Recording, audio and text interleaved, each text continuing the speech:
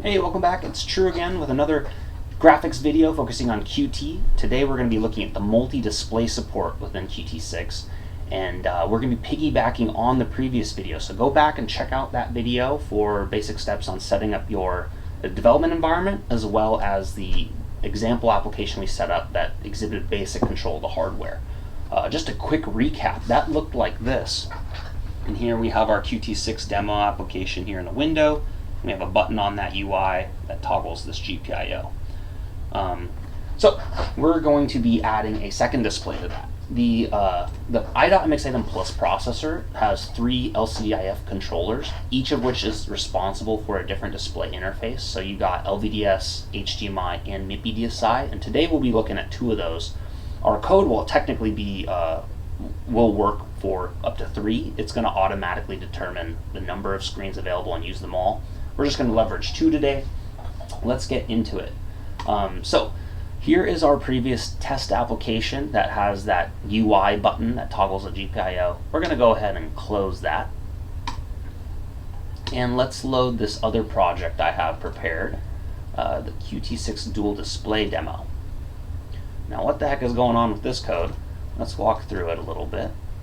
So here in the main.qml, and this is also a Qt quick application, so the setup of this was exactly the same as our previous application. We're just changing the main.cpp and main.qml. So in main.qml, we have our window object here with the title being set to output on, and then some screen name variable. This is a context property that's going to be passed in from main.cpp. We'll see how that works. Within our window, then we're creating this rectangle, and then we're setting some color there. This should be like a dark gray, not quite black, but should look pretty close to black. And then on our black window, we'll be adding this text object. Here we're going to be centering our text, and then in white we'll be prominently displaying the text screen with the screen name added to the end of it. So let's hop over to main.cpp. Here is the real secret sauce for supporting multiple displays. With this command, or this line here, we're going to be returning a list of the available screens, and we got some debug output that'll just print that to the console of the names of each screen. The name of the screen is going to be determined by Weston's config. So in the Weston config, we'll look at this again. There was output sections with the names for HDMI and LVDS, and in the previous video, recall that we disabled HDMI in favor of LVDS. We'll go back to that and turn on both. The name here is going to be reflective of those Weston output names from the Weston config. So once we have a list of all the screens available, and then we're going to iterate through all of those and initialize a per screen engine object. We're going to connect that up to our main.qml via the URL here.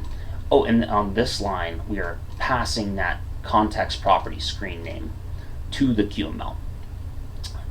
Once we connect up our engine to the application, in that, this is a Lambda function. That's why the syntax looked like this.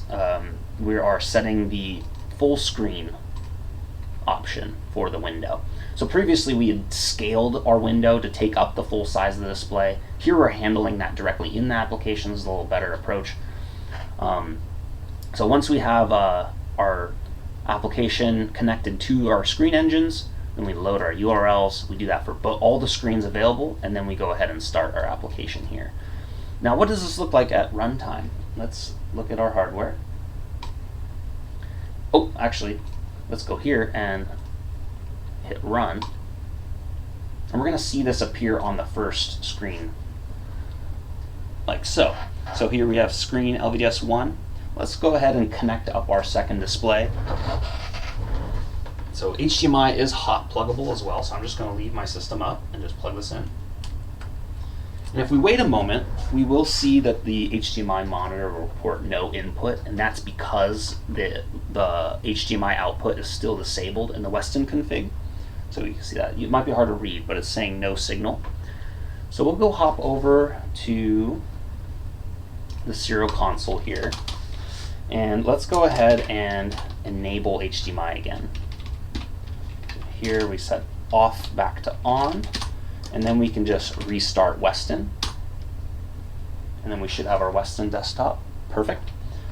And then now if I go back to Qt Creator and run this again, we should see our application appear on both screens.